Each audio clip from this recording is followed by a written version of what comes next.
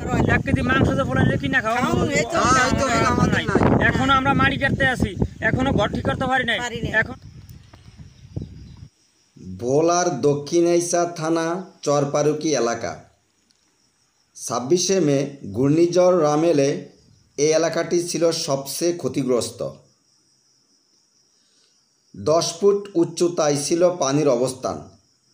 স্থানীয় স্বেচ্ছাসেবী সংগঠন টিম উষার আলোর সৌজন্যে ঈদ উপহার নিয়ে যাচ্ছি একটি অসহায় পরিবারের নিকট, যে নাকি ঘূর্ণিঝড়ের দিন 10 ফুট উচ্চতায় প্লাবিত পানিকে হার মানিয়ে দুটো কন্যা সন্তানের জন্ম দেয়, কিন্তু একজন বেঁচে গেলেও অপরজন মারা যায়।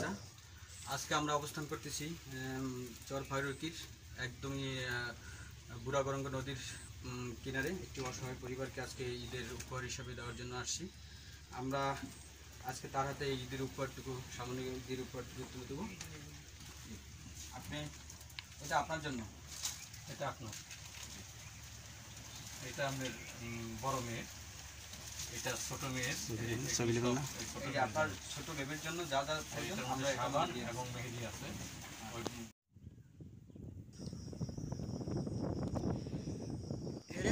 আমাদেরকে দেখে আশেপাশের থেকে ঘূর্ণিঝড় ক্ষতিগ্রস্ত কয়েকজন ছুটে আসে, আবেগময় হয়ে কথা বলেন, দাবি তোলেন একটি বেড়িবাঁধের জন্য। আচ্ছা, মানে এই যে বেড়িটা এখানে হইলে আপনাদের সুবিধা কি? সুবিধা ভালো হইতো। আমরা কিরকম পানি গাছে উঠতো না আর ইয়ে হইতো না, চলাফেরা লাইন ভালো তো নাই, রাস্তাঘাট আর কিছু নাই, ঘাট নাই, স্কুল নাই, কলেজ নাই, রাস্তা নাই। এই যে পরশুদিন যে ঈদ, মানে ঈদ কি আছে আপনাদের? হ্যাঁ,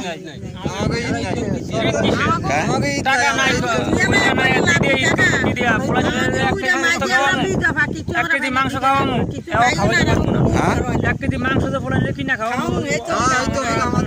এখনো আমরা মাড়ি কাটতে আছি, এখনো ঘর ঠিক করতে পারি নাই। এখনো আশেপাশে কি অবস্থান, লেফটিনটা নাই যে পায়খানা প্রসাব মহিলারা করবো, ওই লেফটিনটাও আমাকে এখনো নাই। কি যে অবস্থা, মান সম্মান আমাকে দায়িত্বে আছে, যা বলার মতো না। বেড়িটা হইলে আমাকে কত সুবিধা হইতো, রিলিফ হয়তো দেয় নাই, ফাইনে আর ফামও না, কিন্তু বেড়িটা হইলে আমাকে অনেক সুবিধা হইতো। স্বামীও নাই, আমরা 2টা মাইজি করো, স্বামী কাটাই ওটা উপর আল্লাহ জানে, আর বন্ধা জানে না। আচ্ছা, এখন আপনাদের চাওয়াটা কি?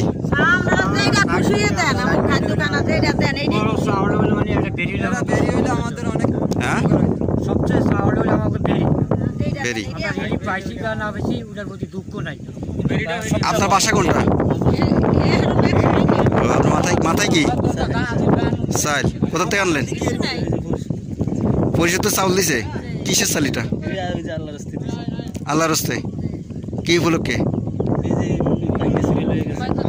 ও, তো আপনি একজন পাইছেন, আপনারা পান নাই? ওই যে একজন পাইছে তো। হ্যাঁ, আপনার নাম কি? বাসা কোনটা?